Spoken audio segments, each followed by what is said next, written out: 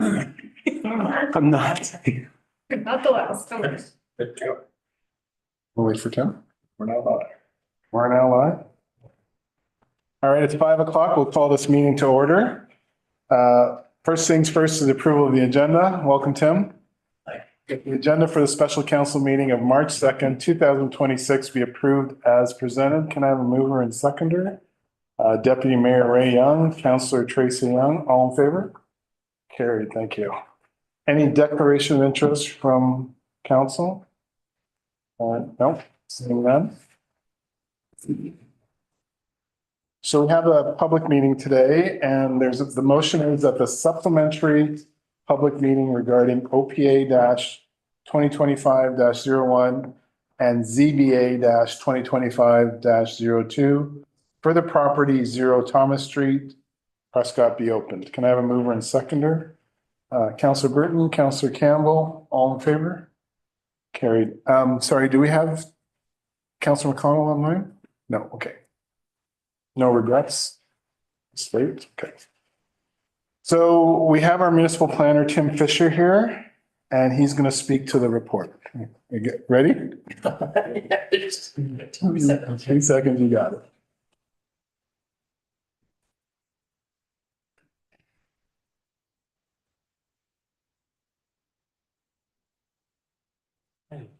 Before you start, I'm just going to read this portion right here for the public, for everyone in the public or anyone watching.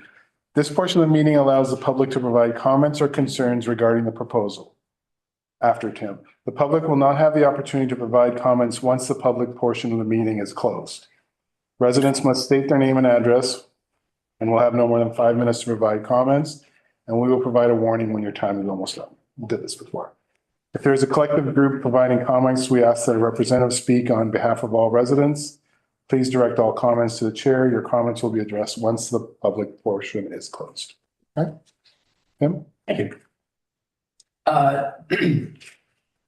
So this application was at the former council meeting where they instructed staff to consult with the applicant and their agent to address some of the public concerns that have been raised to date. The applicant and their agent have consulted with the staff, and we've worked out a revised site plan that appears to address a lot of the concerns to date.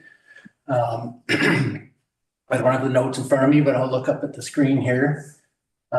So again, this is in regards to an official plan amendment to change the official plan designation from residential to R1 special policy zone, and a zoning bylaw amendment to rezone the portion of property from residential to an M2 light industrial zone.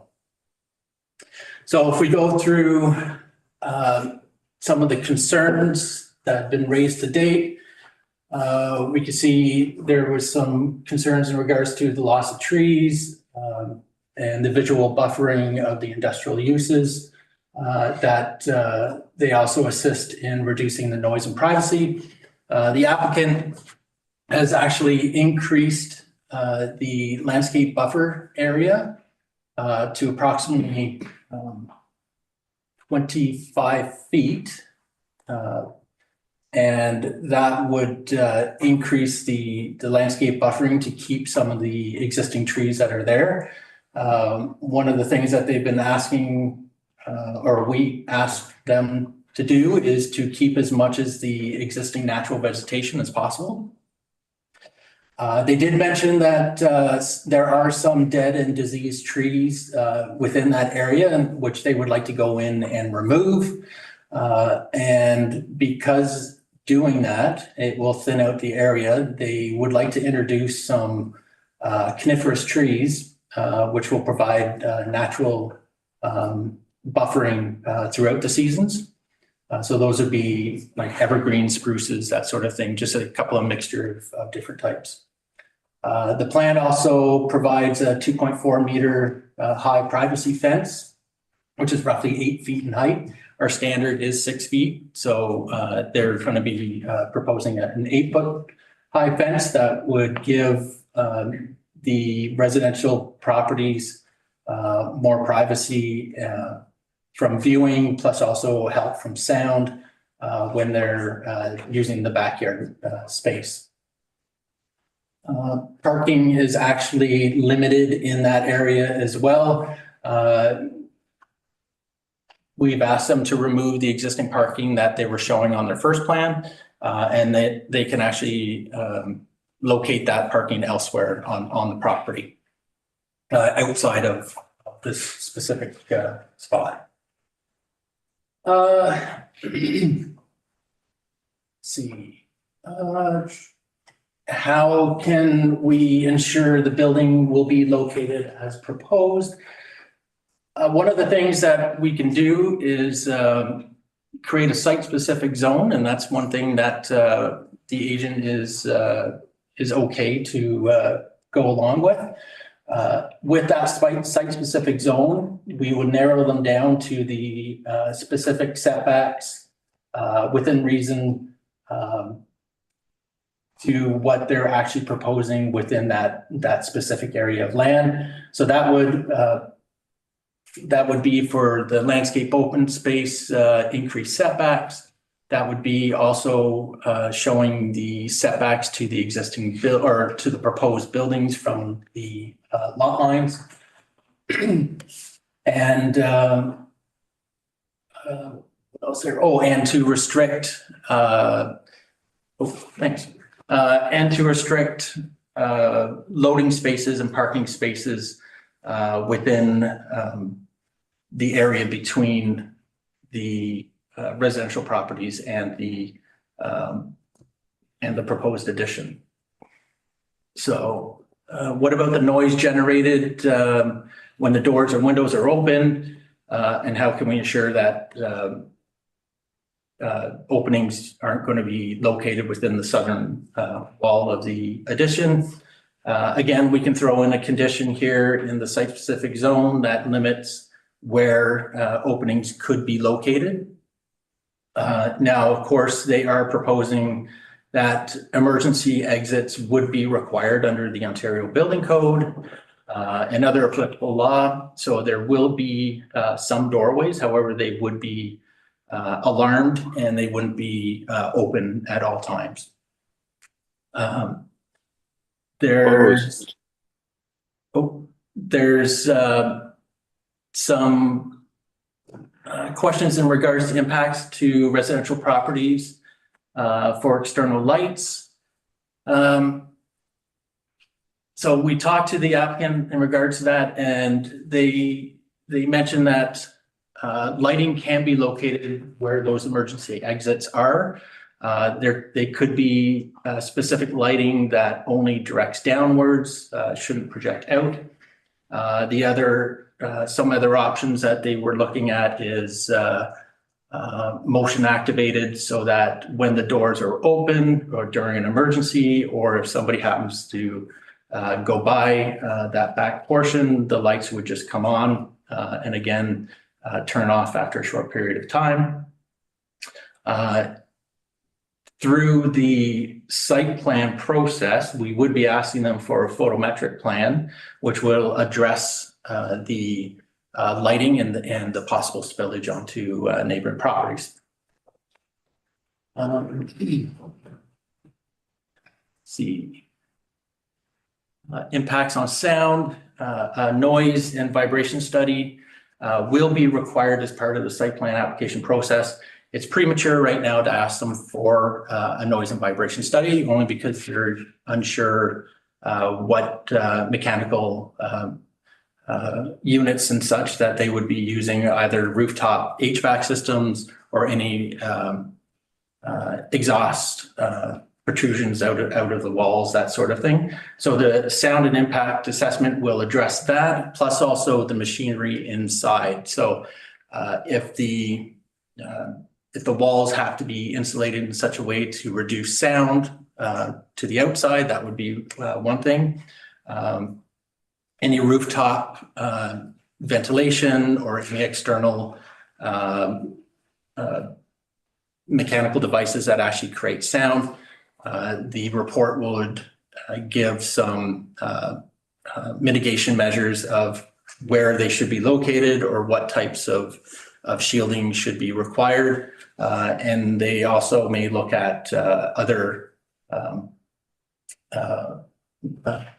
machinery as well too. That could be used that would have a reduced sound. Let's see here. Additional traffic onto residential streets and the loading areas.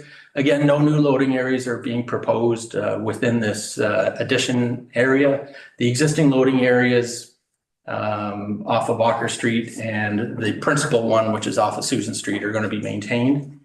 Again, we would suggest that the site-specific zones would specifically say no loading areas within that particular area behind the addition. And as part of the site plan control application process, we also can address the delivery hours and the periods of time when they're actually being conducted. So we can actually place certain periods of time when the actual trucks could be used either on Walker Street or with Susan Street as well too, just to reduce some of the traffic during regular hours when residents are home for dinner, that sort of thing, and also to reduce noise during the night. How can the public ensure that this development will be proposed? Like I said, the site-specific zoning is one of the ways that we can do that. And I think, as I mentioned before, the applicant is willing to do a site-specific zone. And again, that site-specific zone will ensure that the building will take place as per the drawings. So the zoning will create a framework that they have to work around. So what is actually being proposed now is much greater than what is in the standard M2 zone. And it further addresses a lot of the issues that have been brought up by the public. I'm not going to go into major details in regards to it, but if you have any questions, I'm happy to answer. Thank you, sir. All right. We don't have anyone from Northern Cables here, so we're going to move right to public. Kenny and John, which one do you want to go first? John? Just trying to understand. Thank you. I'm John Beck. I'm from 284 Wood Street West. Thank you for the opportunity to let me speak. I'm going to start by acknowledging that we're not here to stop Northern Cables from operating or growing. We obviously they're an important employer in Prescott. We all acknowledge that, but we want to ensure that growth happens responsibly and compatibly with the people that already live here. What concerns me most at this point, it's not the revised plan, although it's still not perfect. It's how we arrived at this point right now. When the application was first brought forward, it contained very limited safeguards for us. We had to retain legal counsel and a professional land use planner to just simply ensure compatibility concerns were properly examined. That should concern everybody. Residents shouldn't have to hire professionals to ensure that basic planning principles are applied. But to Murray's credit and to the credit of EFI Engineering and Northern Cables, they've been very cooperative and professional working with us to address our concerns. And the revised concept plan does represent a meaningful improvement, but the process is obviously far from finished. Tonight, council is being asked to approve the amendments, and then once approved, the land use permissions change permanently. And then after that point, the only remaining mechanism is the site plan process. So As you all know, site plan control is a staff level administrative process. So council does not vote on the site plan approval. Council doesn't approve the final technical studies, and council does not lift or put conditions through site plan control. That authority rests solely with staff. And I say that respectfully, but it's an important distinction. A holding provision, which wasn't mentioned, but a holding provision adds that one additional step. And yes, it will require the applicant to complete the required studies, but they would have to complete them anyways. And those studies would have to be shown to meet the provincial standard, meet or exceed the provincial standards before development rights are unlocked, and council would vote on it.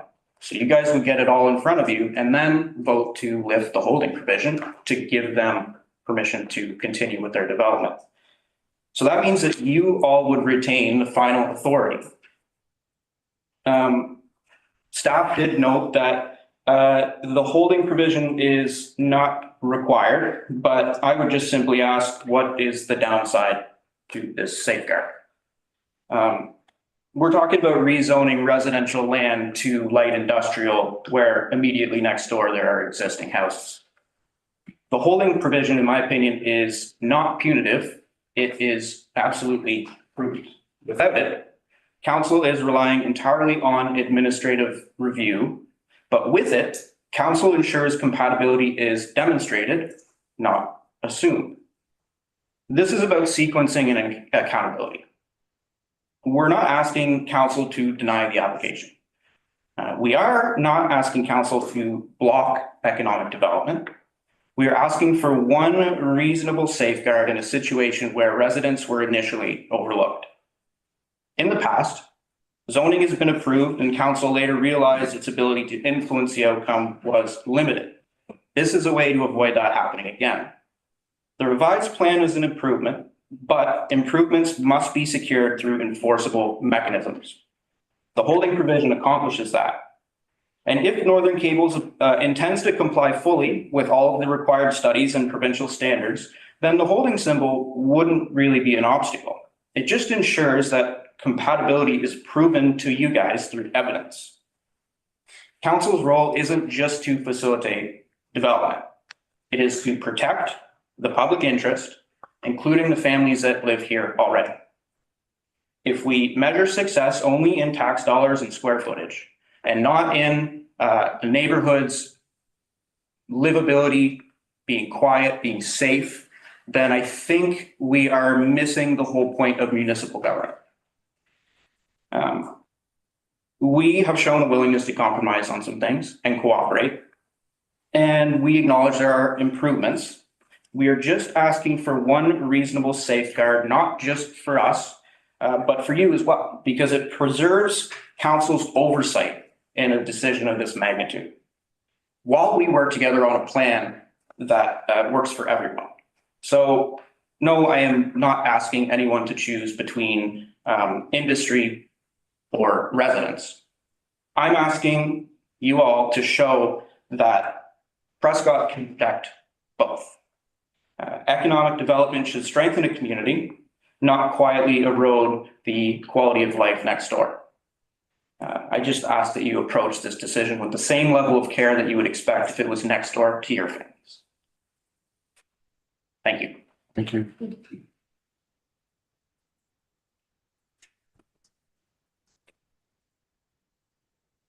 Questions? Gather everybody. Oh, yes. So Kenny, you can speak if you want. Ken back, 268 Wood Creek West. Kind of a hard act to follow there. I'm pretty well said it all. Just a couple of things on that holding, and Tim knows because I went through this. So the holding, and it was a different situation because it was a sand pit permit, and remember, natural resources wouldn't give me the permit. Edward Township had a bylaw that said they can't take the H off until, so then anyways, we got together. The council had the final say on it. I paid $2,500. The H came off. I got my permit. Just the other day, I got $2,000 back from the township. So it's not that big of a cost. And the township were very good to work with me on that. I was kind of in the middle. That holding thing is really important, like Jonathan says, because council staff will tell you that everything's done. Then you'll look at it, you'll review it. And if you see something, you'll say, hey, wait a minute. You know, the backs are gonna complain. Let's get this addressed, you know? So that gives council a chance to look at it, because as Jonathan stated, the zoning, you change it, and then you're out of the picture, and I think this has happened before in town, you know, and I think it's really important that councilors get that chance to take a look at things. The plan never changed. The concepts were always gonna be 6 meters off the property. The last concept just shows, conceptual drawing shows that it's 6 meters, where the other ones didn't have any measurements on them, you know? So the 30 meter thing that we were a little confused about last meeting, the 30 meter thing is they will have to contact the CM, right? And tell them show them what they're doing, and then within 30 meters. And the CN will say it's industrial, so it's not a big issue. If it was residential, that 30 meters would be very, very important. I went through it with my storage unit, you know, and they came back and said it's not a problem. But with residential, it's a big problem. So they were never going to be 30 meters, that doesn't into play. The setbacks that we asked for, it didn't change the building, where the building's going, didn't change that. It ensures us that once they put their new plan together and they say, well, hey, you know what? We need to go 8 meters closer. Well, they can't, okay? And there again, council with the holding there would get a look at all of this and make sure that it was followed through with, okay? It's a safeguard, right? I mean, nobody wants to have something in their backyard 24 hours a day, but that noise thing will be covered, right? An independent company that's done it before, you know? And then they may have to modify what they're gonna do. Working with Murray, you know, and our plan was great, because everybody, there was no argument. It was, let's work this out, you know? And we don't need the 8-foot fence, like I told Murray. We don't need the privacy fence, because we're gonna have the vegetation there. And they're gonna tidy it up, and they're gonna put some trees there, and we won't be looking at a fence. We'll be looking at what we look at now. Actually, it'll be nicer, okay? I don't know what the environmental study, but I mean, if there's any butternut trees in there, yikes. So I'm not asking for an environmental study. That might be part of it. They'll have to dig some test holes. They know it's contaminated ground already. But, you know, you get into some of those. I had Jones Rail, and Tim, you know that Edwardsburg has a sanctuary for that, you know? That costs a lot of money. So I'm not worried about that. And we're not going there, but the noise thing is the biggest for me. And probably for Cora too, and those loading hours, because they're right beside Cora, you know, the trucks hanging around, whatever, you don't want that at 2 o'clock in the morning, right? You know, but I'll tell you, Murray and Northern Cables are really good to work with. And they don't want me calling and complaining to the town every day because doors are open. You know, I think the alarm thing is great, but they open the door, it's because it's an emergency, you know, and the lighting, you know, which there are ways that they can do that. But they are a good corporation, no doubt about it, you know. So that's what I would like that holding there. Tim, do you know what they charge here in Prescott to put a holding on it? Oh, I'll cover all that if you Okay, want, sir. sure. Okay, thanks. Thank you, Kenny. I don't have anyone else on the list, but if anyone's changed their mind? No? All right, so I'm gonna let Tim address some of those concerns. Thank you, sir. Thank you, Mr. Chair. I'll try to answer as much as I can, and if Matthew wants to chime in, feel free. So yes, there's a couple of questions at first in regards to process and what was initially submitted, I think for clarification. When an applicant comes in and asks for a zoning review for a proposal and they show that they can design something that complies with today's requirement, we can't make them go over and beyond. We can make some suggestions about design, that sort of thing when it comes to site plan. But it's through the public meeting process is exactly where you guys come out, the public comes out, they voice their concerns, and then we can, at that time, go back to the individuals and try to see if they can change a few things to address some of these concerns. Staff does work with the applicant before it does come out to the public to try to work out design or what it is that they're actually trying to do. However, like I said, it is hard when they comply with all the bylaw requirements. So the initial project was based on the existing, and again, it's been modified to accommodate a lot of the concerns to date. You know, it is a shame that, yes, some individuals had to consult with professionals and provide that information to us. The majority of the individuals that come to public meetings, they can just voice their concerns just in front of us, and then we will address it. Not everybody has to go out and hire an individual. However, I know the Becks did go and hire some individuals to provide us with some professional comments. Now, in regards to some of the other processes, like I said, the zoning bylaw just creates a framework in order to work around. Now, what is being proposed is greater than what's the minimum standards here, and it reflects what the proposed development would potentially look like. So some of the concerns that were brought up of, yes, they may be showing where the building is right now under the existing zoning. They could come in, yes, at a later date, do site plan or whatever, and say, we need to make this bigger. We do have extra room. We want to extend it. By adding the site-specific zone that deals with the setbacks as being proposed, limits them from ever doing that. If they ever wanted to expand into that zone, they would have to get a minor variance. And again, that's a public process. You know, there's a public meeting, there's a decision from the Committee of Adjustment, that sort of thing. So there are some protection measures in having the site specific here. The holding provision, that typically would be required if there was special licensing or a special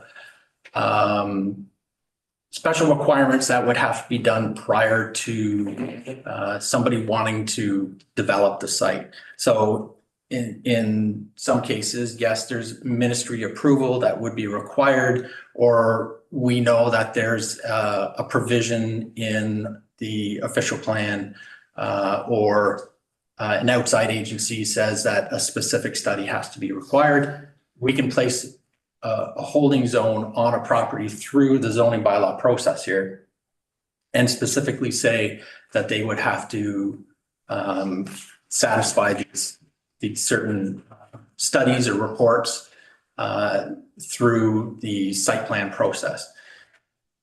What is being asked for here in regards to the sound, the lighting, you know, that sort of thing, that is standard through the site plan process.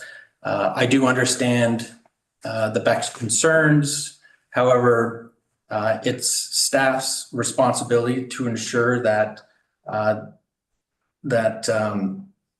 all of the official plan policies are adhered to, and that's what was approved by council. All the zoning provisions and everything are are adhered to as well too. And that obviously, any studies and reports that have been prepared have been reviewed properly. And if we don't have anybody in-house to review specific requirements, we will actually have them peer reviewed and then apply those requirements or their comments through the site plan process.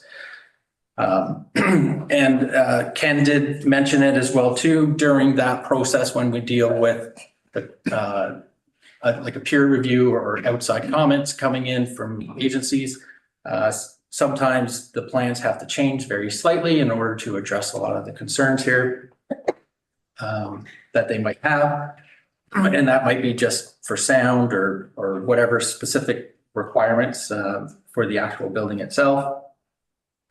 And the fence issue, if the residents don't need a fence, we could ask them, or we could have that removed out of the zoning. And just ask them to provide additional buffering, obviously along the property lines, which is actually stated in the proposed site plan, site specific zone.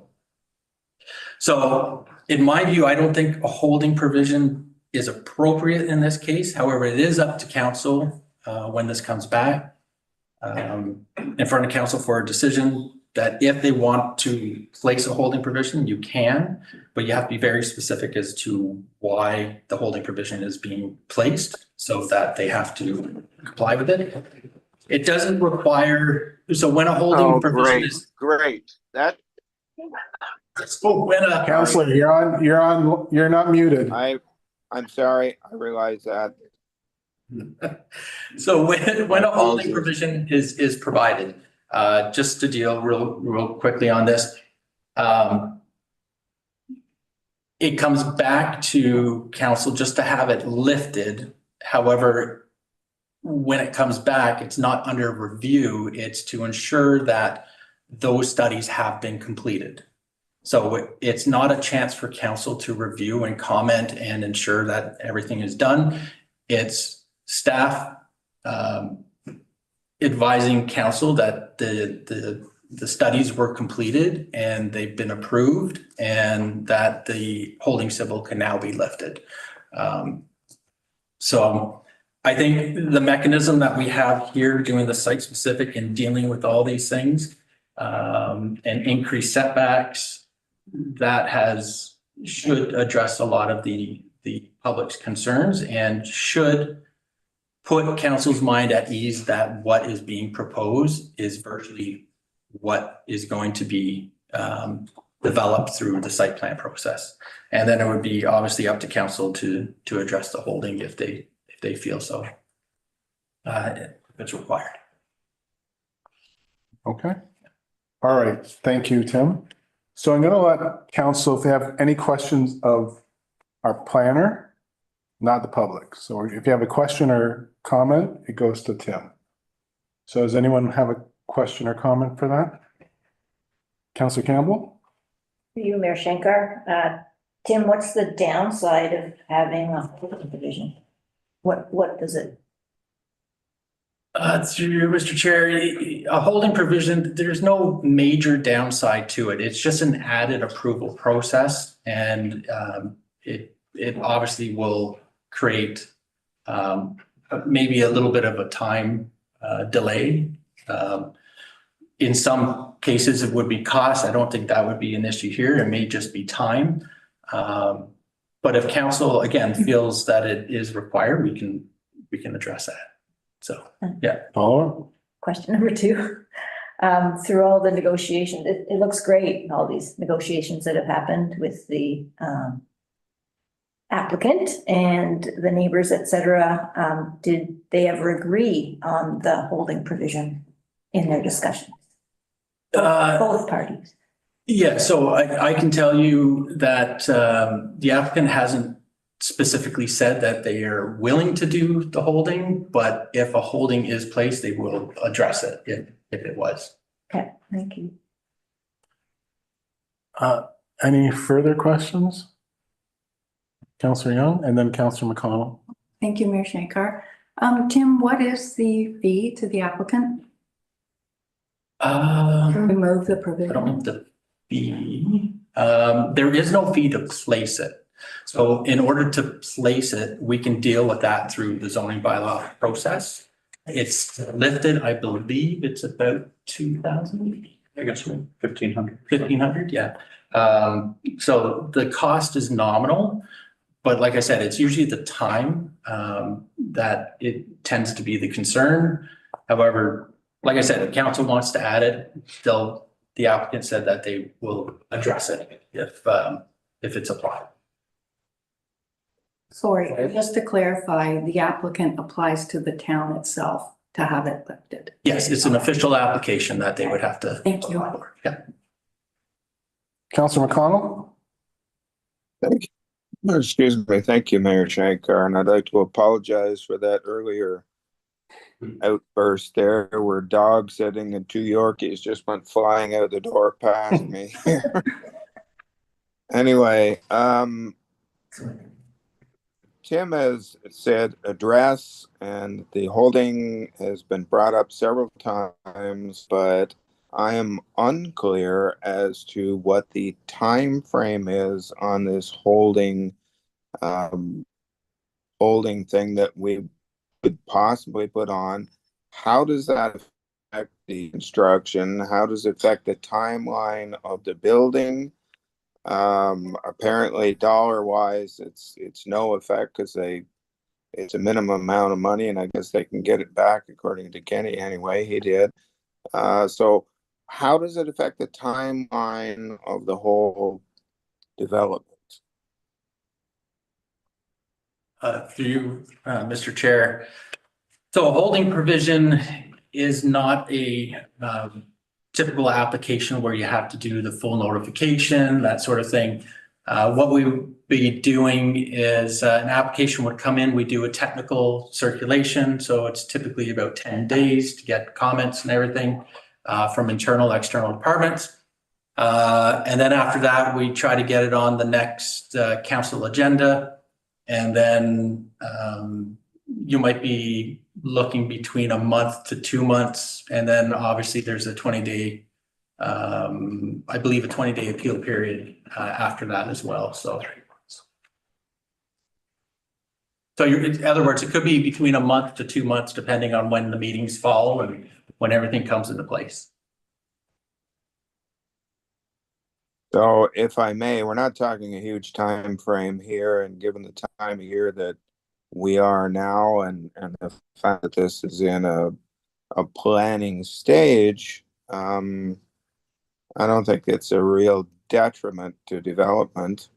The question is, to my mind anyway, are council comfortable with staff and our outside hirees basically approving something without it coming back to us? I think that's the question that's in my mind. I hate to draw parallels, but this development is something that's been done before. And if you live in the west end of town, you can remember when Prescott Finishing bought the old Beaver Lumber franchise and then applied to extend. And what you have there basically is buildings pretty much on the lot line of the couple of houses that are in the neighborhood. That caused one homeowner to sell his home and leave town in disgust. And in all honesty, I can't blame him. But I personally, I never heard of the holding thing before, but I don't think it's a bad thing. It's not going to unduly hold up production. It will give council one more kick at the can, so to speak, to make sure that development is going the way it should. And if I could comment on the fence as well, having an 8-foot fence at the foot of your property is not something that I would ever want. I don't care who's on the other side. It's a wall. It's like having a house with no windows right at the foot of your property. I wouldn't want it. Our current regulations are 6 feet, which is a reasonable size fence. So if we're going to continue with a fence, I would say 6 feet is what it should be. If the abutting property owners don't want a fence at all, I'm not opposed to that. I think that could be worked into the situation. And one thing that Tim did say, and I reacted to a little earlier, and I know Gory picked up on it. I believe what he said was when he was describing the addition, that the emergency doors would be open at all times. I believe he meant to say would be closed at all times. Did you not? Except for in an emergency? Yes, that is correct. Yeah, They okay. would be closed until an emergency, and that's the only time when they'd be open. Exactly. Well, unfortunately, you said the reverse, which caused me to react improperly there. Anyway, thank you, Mayor Shankar. Those are my comments. All right, thank you. Matthew? Just 2 comments. One, I think it's up to Northern Cables if they want a fence or not. I think council can decide whether that's a 2.4 meter fence or one that aligns with the current bylaw, but that's more of a site security item. And allowing them not to have a fence at all would be perhaps problematic. The second thing is that the holding pattern, what that report will look like is that it will be a staff report that says, here's the 4 or 5 studies that had to be done and completed. Staff have confirmed that those 5 studies have been completed. It's not an opportunity for council then to weigh in on those studies or the ultimate plan. So I want to make sure that it's not another kick at the can to say, no, I don't like this design. I think this design needs to do A, B, and C. It is a confirmation that those reports have been completed. That is it. All right, thank you. Sorry, Kenny. I do have a question about the holding. I just don't, it sounds like it's redundant for one. It sounds like it's a bit of a cash grab.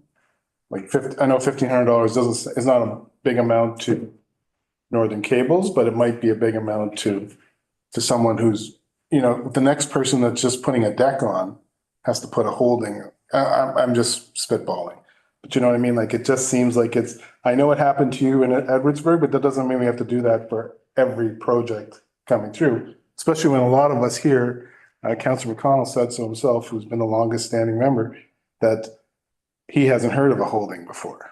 So if we can start doing it now, are we going to do it with everybody and every little thing? That's my concern. Wait, you're going from residential to industrial, and it doesn't happen very often.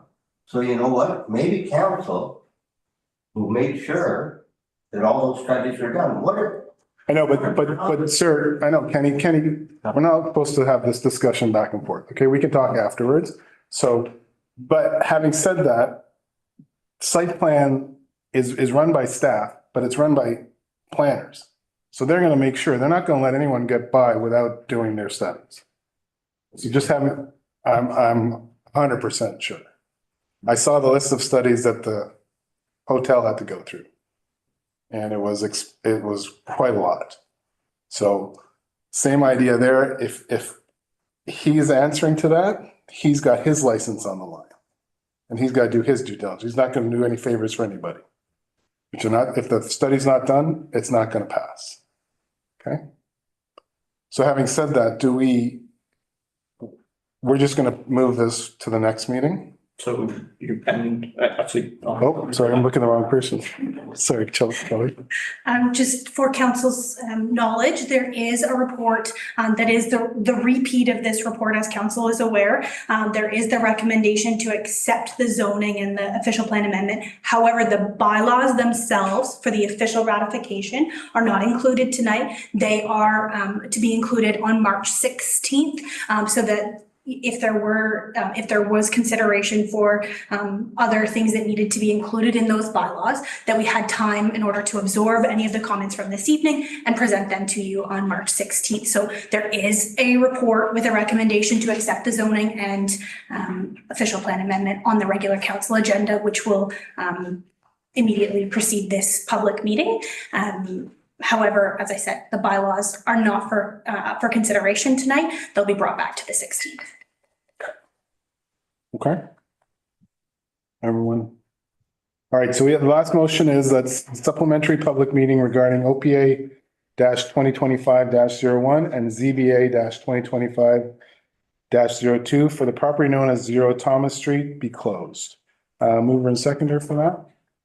Councillor Kirkby and Deputy Mayor Ray Young, all in favor?